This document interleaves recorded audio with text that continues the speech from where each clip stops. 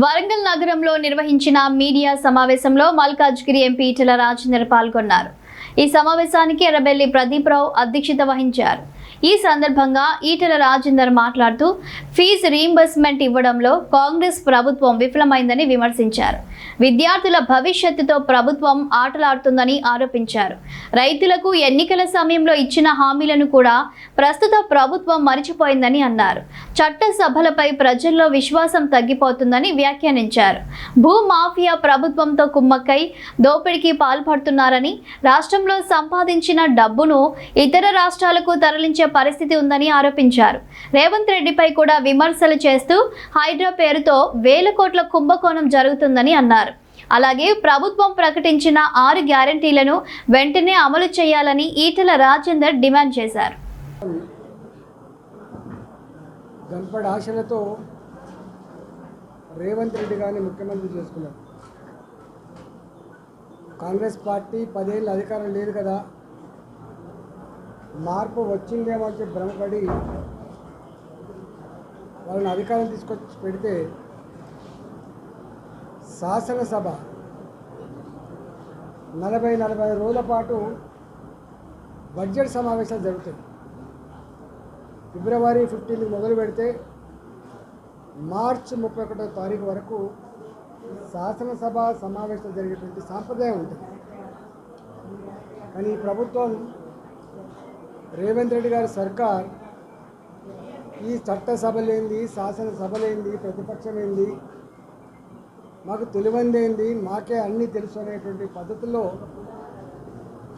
16వ తారీఖున మొదలుపెట్టి 31వ తారీఖు ముగించారు. దీంట్లో వ్యక్తిగతమైన దూషణలు తప్ప వాళ్ళు ఇచ్చిన 6 గ్యారెంటీల గురించి కానీ, గ్యారెంటీలను అమలు చేస్తున్న తీరు కానీ ఎక్కడ కూడా చర్చకు రాలే. గత ప్రభుత్వం అయినా మంచి స్కీములు ప్రవేశపెడితే వాటి కొనసాగించుకుంటాం. తుగులకు పథకాలు పెడితే, ప్రజా వ్యతిరేకమైన పెడితే తీసేసుకుంటాం. ఇక్కడ ఆనాడు రాజశేఖర్ గారు ముఖ్యమంత్రి ఉన్నప్పుడు పిల్లల కోసం, పేద పిల్లలు కార్పొరేట్ కాలేజీలో చదవలేకపోతున్నారు. విద్య ఒకనాడు ఉస్మానియా, జేఎన్టీయు, ఆర్ఎస్ లాంటి కాలేజీలకే పరిమితమైంది.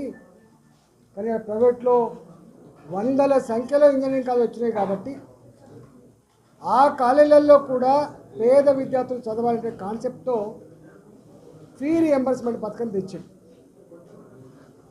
ఏది ఏమైనా దీన్ని అమలు చేసి తీరుతాం. వాళ్ళు కూడా గొప్పగా చదువుకోవాలి, అమెరికాకు పోవాలి, యూరోప్ పోవాలి, పెద్ద నౌకర్లు చేయాలనేటువంటి భావాలతో చేశారు. ఇవాళ కేసీఆర్ ప్రభుత్వం 2023 కన్నా ముందు 2 సంవత్సరాల కాలం పాటు ఫీ రీయింబర్స్మెంట్ ఇవ్వకుండా పేద పిల్లల కళలో మట్టి కొట్టింది. వాళ్ళు రేవంత్ రెడ్డి గారు అనేక హామీలు ఇచ్చిండు. ఆ హామీలలో ఒక హామీ విద్యార్థి పాలసీ.